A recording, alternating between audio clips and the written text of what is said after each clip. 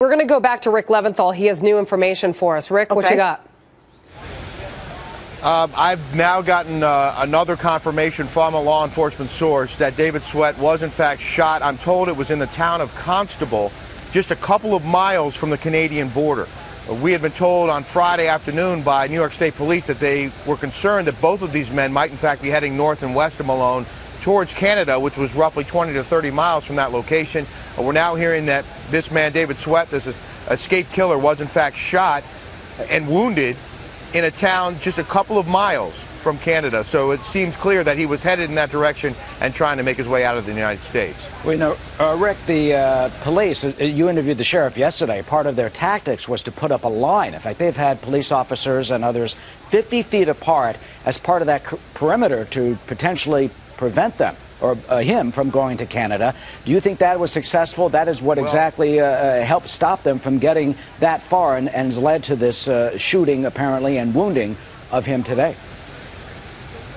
Well, they have a large team of some 1,300 officers and agents working this case, but they need a lot more than 1,300 people to draw a line across the Canadian-U.S. border and try and stop him from crossing. But certainly they had a lot of eyes up there.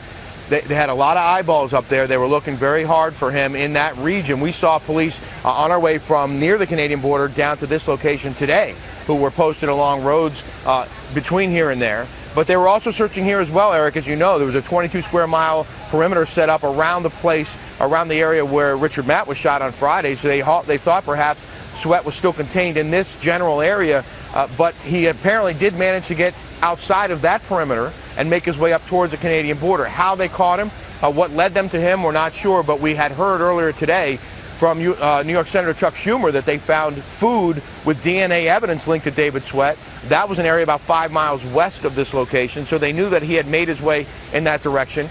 But we're not sure, again, what led them to his current location or to the location where he was shot. But again, law enforcement confirming that David Sweat, the second of the two escapees, the only one who was still on the run, has been shot, is in custody, and is in stable condition. Rick, we want to make note here. David Sweat accepted a plea deal for a Broome County deputy shooting in which the death penalty was taken off the table. So essentially, he was serving life without parole. He had absolutely nothing to lose. Matt, on the other hand, could have potentially been up for parole sometime later. The two of them had been drinking. God only knows how they got their hands on food.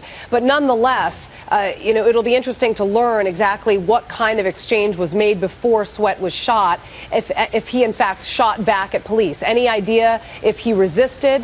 The fact that he's alive, they didn't shoot to kill, says something. Well, I'm not getting information yet on whether there were shots fired, whether this was a gun battle. But authorities were prepared for that possibility because this was a man with nothing to lose. Absolutely. Serving life without parole, as you mentioned, and knowing that full well that he was going to go back not just to prison, but to a much more harsher prison life. He had gotten somehow a lot of privileges when he was at Clinton Correctional, made his way to the honor block, and was able to cook food in his own cell, apparently watching television and working in a tailor shop for a while, and if you believe the reports, having relationships with a woman who worked, a civilian employee who worked in that tailor shop, who is now facing charges of aiding and abetting these two men's escape from Clinton Correctional. So he had a pretty good life behind bars at Clinton. He wasn't going to get that same kind of life and won't get that same kind of life behind bars when he's returned to a maximum security facility. No, after he he's treated will for not. his injuries. No, absolutely not.